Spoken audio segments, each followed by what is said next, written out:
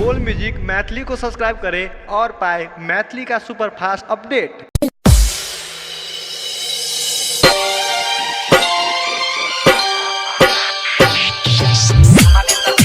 Music by Amber Recording Studio, Delhi.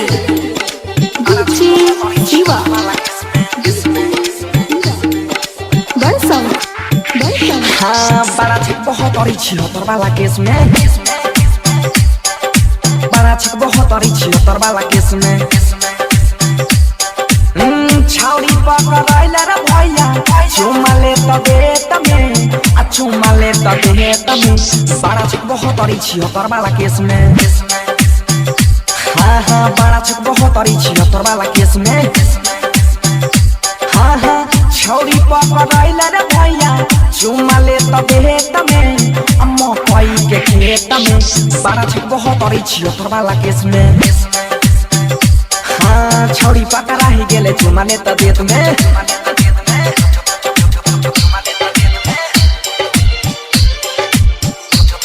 DJ Sunny. Barsam.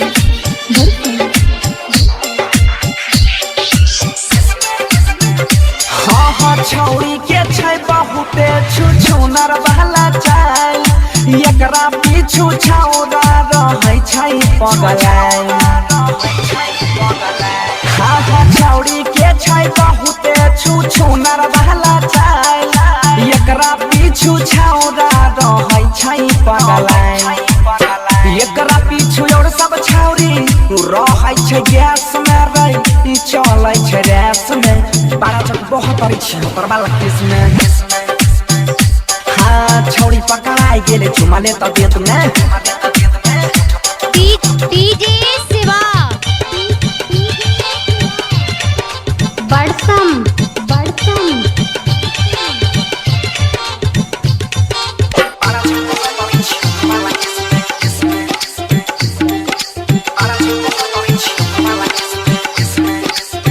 लुका छुपी करै के आदत भेलै लाग रे आ छौरिया कुमारे में लगबै छै आइ रे